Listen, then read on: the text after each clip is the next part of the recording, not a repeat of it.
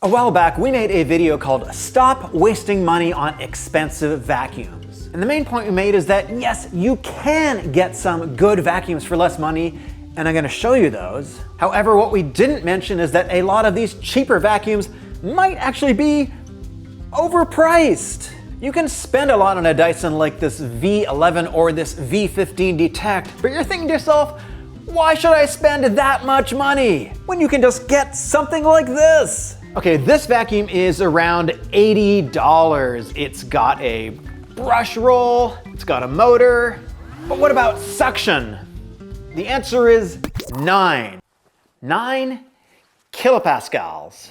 And you're thinking to yourself, 9, that's almost 10, that's a good number, right? What about this one? This is even more money than that, and this has 7 kilopascals. And if you're thinking to yourself, well, 9 is more than 7, you're right, and 9 is among the lowest vacuums we've ever tested, so this is even worse. This is pretty much bottom of the barrel. But what about this Dyson V11?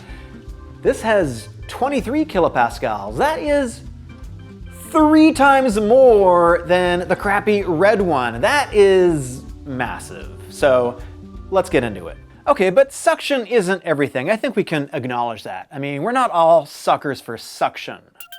But what about head design? Head design actually really matters. So let's look at these cheap vacuums. We can see that we got 2 rows of fluffy brushes. This one's a little harder. This one's kind of soft. But what about this one? Well, they're actually exactly the same. They're just from the same factory, even though they have a different manufacturer. What about these two? I mean, do you think this is really gonna do a good job at picking up sand? It doesn't have any strength to it. So instead of getting one of these, I'm gonna give you some recommendations in a minute, but we need to talk about the big, dirty secret in the vacuum industry. And we're gonna talk about those too, because they're actually kind of relevant. You see, the problem is there's no standardized HEPA filter testing or methodology or rules.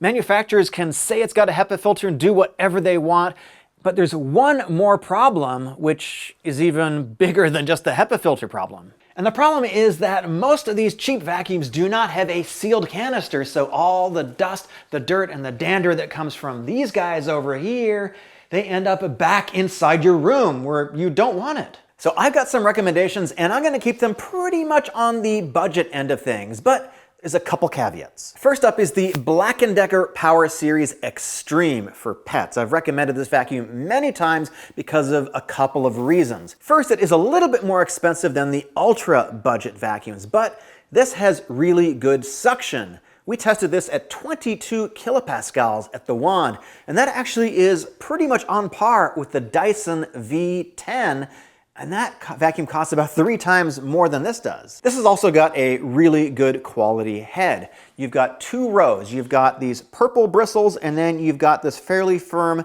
orange piece, which really helps sweep dust and dirt right into the vacuum. Doesn't kick it around all over the floor, and it's actually very good on carpet too, probably better than the Dyson. And it has a swappable battery system that you can use in other Black & Decker products like power tools, saws, etc. Lasts up to about 55 minutes too in this. Now here are the 2 caveats. One is that the container is really not that big, so this does not hold a lot of dust. And the other one goes to my point that I was making just a couple minutes ago about sealed filtration and a HEPA filter. This, unfortunately, does not have a sealed canister, so if that's not a concern for you, absolutely fine. But if you want something that does have a sealed canister, take a look at my next suggestion. And that is the Shark Stratos corded vacuum. Now, I know a lot of you probably want a cordless, but hear me out. This has a dual brush roll head.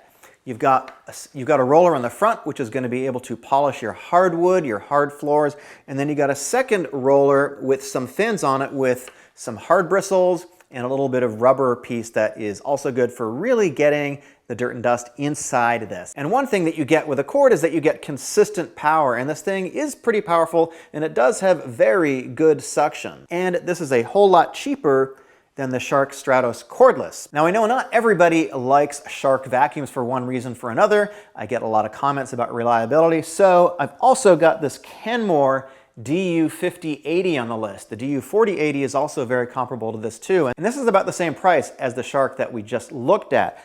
This is actually a better vacuum. So if you're willing to go with an upright vacuum, what you get here is a really big canister, and this is completely sealed. They call this an allergen seal. This has a great HEPA filter in it. It's very large.